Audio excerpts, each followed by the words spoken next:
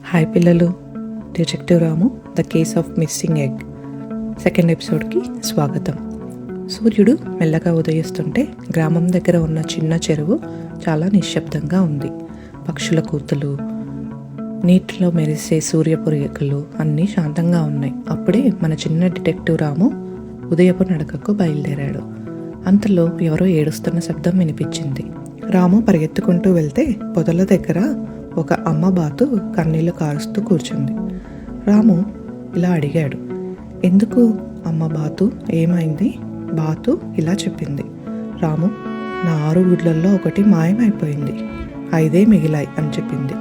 రాము వెంటనే, ఎందుకు ఆందోళన అమ్మ బాతు, డిటెక్టివ్ రాము కేసు తీసుకున్నాడు, నీ గుడ్డును తప్పకుండా కనుక్కుంటాను అన్నాడు. రాము నేలను జాగ్రత్తగా గమనించాడు.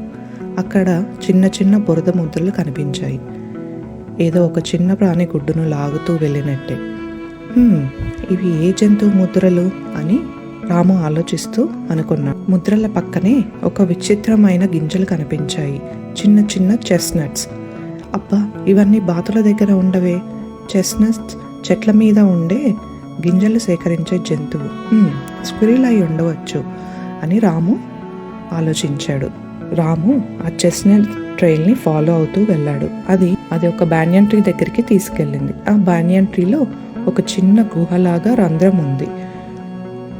అక్కడ చెస్నట్స్ గింజలు చాలా ఉన్నాయి. వాటిపైన చిన్న చిన్న దంతపు రేఖలు కనిపించాయి. ఇది ఖచ్చితంగా ఎవరో దాచుకునే స్థలం అని రాము అన్నాడు. రాము ఆ చెట్టు రంధ్రంలోకి చూశాడు. అక్కడ ఒక చిన్న ఉడత కనిపించింది. ఆ ఉడత బాతు గుడ్డును కౌగలించుకొని కూర్చుంది. రాము ఇలా అన్నాడు, ఉడత, ఇది బాతు గుడ్డు, నువ్వు ఎందుకు తీసుకున్నావు? ఉడత భయంతో చెప్పింది, ఇది మెరిసే పెద్ద గింజ అనుకున్నాను, ఎవరూ తీసుకెళ్లకుండా ఉండాలని ఈ రంధ్రంలో దాచేశాను, నేను చెడు కోసం దొంగలించలేదు. రాము నవ్వుతూ, నీ ఉద్దేశం చెడు కాదు, కానీ ఇది బాతు గుడ్డు, ఆమె చాలా ఆందోళనగా ఉంది అన్నాడు. ఉడత వెంటనే గుడ్డును ఇచ్చేసింది.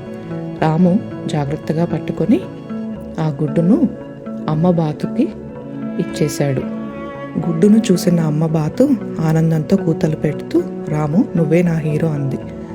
ఉడత క్షమాపణ చెప్పింది. బాతు అమ్మ దానిని క్షమించింది. అక్కడున్న జంతువులంతా రామును పొగిడారు.